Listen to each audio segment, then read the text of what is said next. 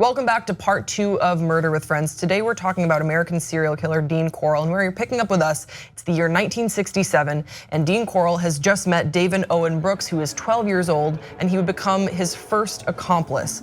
Jay, thank you for joining me. What am I talking about when I say Dean Corll's accomplice? How does he meet a 12-year-old? How does this become an accomplice? So it started out that Brooks was around the candy company. I don't remember whether he was an employee or whether he was just one of the boys who was hanging out in the neighborhood, but they met at the candy factory. And Brooks was basically groomed by Dean Corll to be a victim of, at the very least, some sort of sexual predation.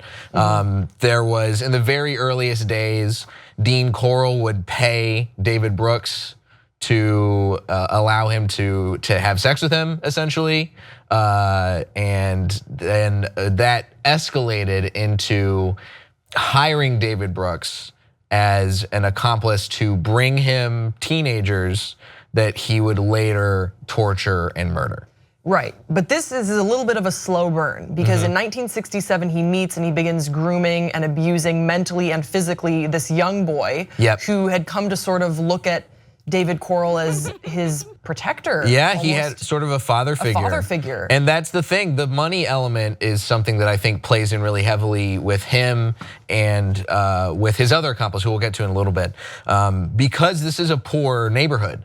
And so the fact that Dean Corll was able to offer what at the time was a lot of money, $200. I mean, that's a lot of money for me now. I would love to get $200 right now. We do not pay you that much for this show. No, you don't, but it's okay. I can handle that because I don't have to blow anybody and then get murdered after Please this. Please don't. But I think that the money element was, even before the killing started, that was something that David Brooks probably needed for his family, because the area that they grew up in was so poor. The money is, it's a powerful force, and it's very enticing, even if it's something that you know you don't like, or maybe it is something that it's like another repressed thing.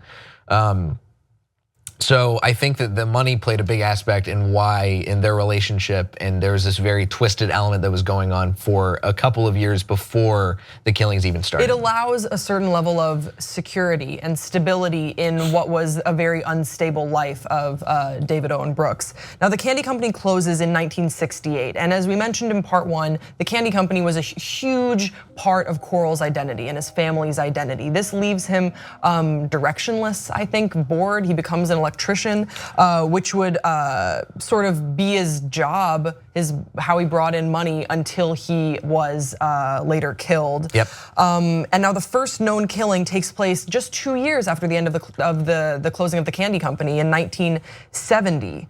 And we're gonna get into the killings, and unfortunately there are so many of them. So just to paint a picture, we're gonna toss to an element right now of the victimology. Who was Dean Corll hunting? And then we're gonna talk a little bit about how. While much of Corll's psychosis remains a mystery, we can learn a lot from his victimology. All 28 of Corll's known victims were boys between the ages of 13 to 20. Most were in their mid-teens. The majority came from low-income neighborhoods around Houston, and many of them knew his accomplices, Elmer Wayne Henley and David Owen Brooks. These were young boys accepting a ride home from a friendly face, an invitation to a party, and yes, even the promise of candy. Whatever it took to satiate what Henley called Corll's bloodlust. So on that note, how was he getting these victims though? He was getting the victims essentially by having Elmer Wayne Henley and David Owen Brooks pick out people who were from their friend groups. It starts off just with David Owen Brooks. Yep, it's just the two of them. Yeah, and he had given David Owen Brooks a car, a Corvette. Why? To help him keep silent. As I remember, the story goes that David Owen Brooks, they'd already had this really sick relationship. David walks in on Dean Corll while he is mid-torture. Right, because initially he didn't help him find the first victim. Right, the first victim Dean had on his own, which shows just that he was he was predisposed to do this on his own with or without these accomplices, but he still felt the need to extend this sick web of help and of power to help track down these people. And then when David walks in, he's obviously horrified at what's happening. Dean buys his silence and then also his control by offering him a car. Right. And then now, David is owned by him even more so than before. Because he was also offering money. As I might have mentioned before we took to the clip there, he was offering money, $200 for every teenager that the accomplices would bring to him. Right. With David Brooks, there was no pretense, and it was essentially he was just bringing him because he saw exactly what was going on. The real trickiness gets involved with Elmer Henley, who joins the team in 1971. The team. Well, that's literally, I mean, that's that's what it is. Yeah, because I've heard accounts that Dean Corll approached Elmer Wayne Henley and initially as a victim. But then they develop this sort of closeness, and he says, "Do you want to join in on this thing that we have going on?" He sort of proposed it to him as though he was joining.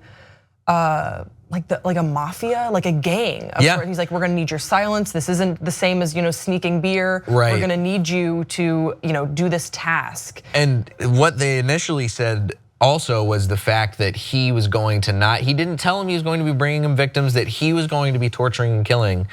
What he told Henley was that he was going to be bringing him teenagers who he was going to be selling up to a white slavery ring in Dallas. So he kept Henley sort of in the dark about what his true intentions were. And I'm not exactly sure why he did that, given that Brooks knew exactly what was going on. I don't know why he kept them on different levels. I'm sure it probably plays into some sort of power dynamic that he was engaging with in his mind. And we see that Brooks is conditioned for this to be normal, and then not normal, but he's conditioned for this to just be his way of life. This is how he gets money. This is how his relationship with Dean Corll is, and Henley takes to it a little bit later. He's not as conditioned as Brooks was because he's older. Right, he's a little more of a wild card. And Brooks describes Henley as, quote, especially sadistic, and does participate quite actively and gruesomely in the torture and murder of a lot of these victims. Yeah. I guess now we can go into detail, and I would encourage you guys just to do a lot of research into exactly what happened with each victim. Again, there's so many, but I think we should talk a little bit about what was happening to these people. Yeah, they basically all wound up the same way. Right. They were brought to wherever Corll lived at the time. He had a number of residences over the course of his He moved around span. a lot. He did move around a lot, but he always had basically the same MO. He had what was called a torture board, essentially a big piece of plywood that he had fashioned manacles to. He would handcuff his victims. They would be sexually tortured, where they would put things in holes, and they would rape his victims, Right. Murder them, and then dump their bodies off in a boat shed at a marina at Lake Sam Rayburn, I think it was called, which was a number of miles away from Houston, but still within the sort of Houston metro area.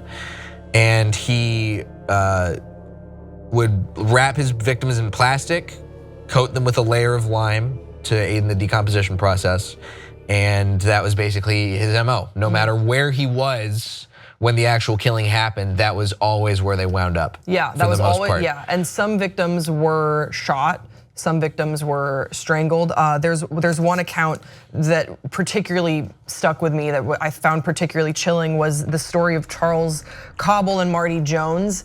These were two young boys that Corll had said, and again, Henley was present for this, they were said to fight each other, and whoever beat the other to death or beat the other, within their life, would survive. Both were tortured and killed. Yep, I think the one that stood out for me was the case of the two brothers. Yeah. Where there was a 15-year-old and a 13-year-old brother, and they were brought in by Henley, and they were basically the one of the brothers was murdered in front of the other brother, and it like the details of these cases are so gruesome. But the other big detail I think that is very important to note is that the killing escalated very rapidly from the first time. And I remember they described, Henley and Brooks both described what Corll would go through as a sort of bloodlust, where he felt they could start to feel when he was going to call upon them to bring him somebody new for him to torture and murder. Yeah. Because he would start to act differently. He would chain smoke. He would lash out at them.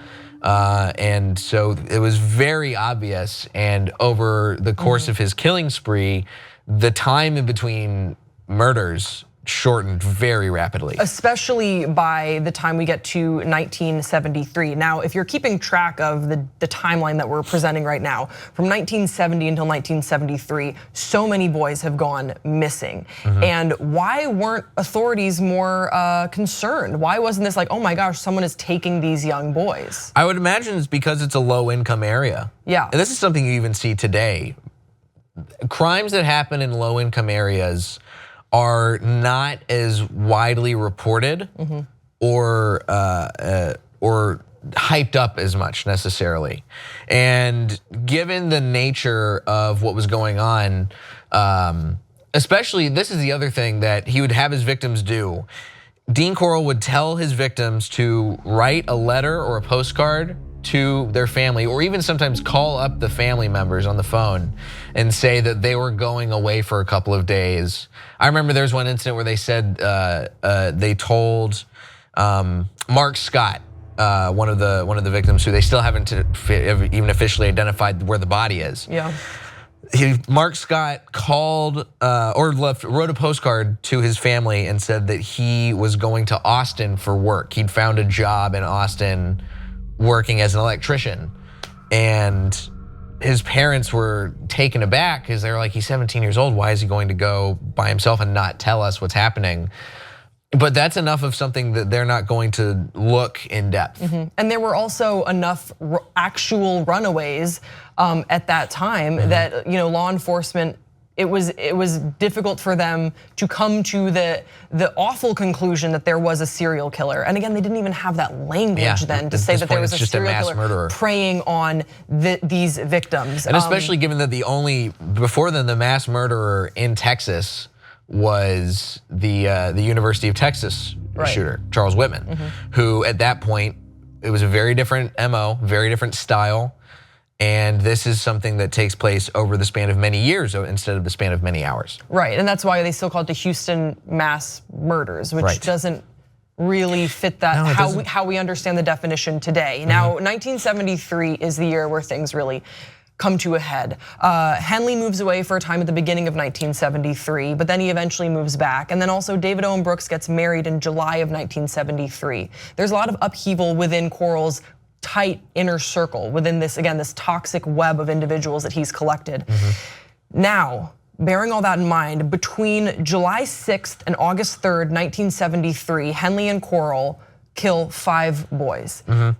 The rate of killing is absolutely increasing. An exponential increase. An exponential increase. I do think it has some tie-in from Henley moving away and now coming back, and Corll having, there was this lull in the murders. He wasn't even sure if he could get away without an accomplice at this time. So as soon as Henley moves back, things reach a head, and they reach a boiling point. Like, I can't even. We're gonna describe it, but you'll have to see what happens on August 8th, 1973. It's the night that Dean Corll would be shot by Elmer Wayne Henley.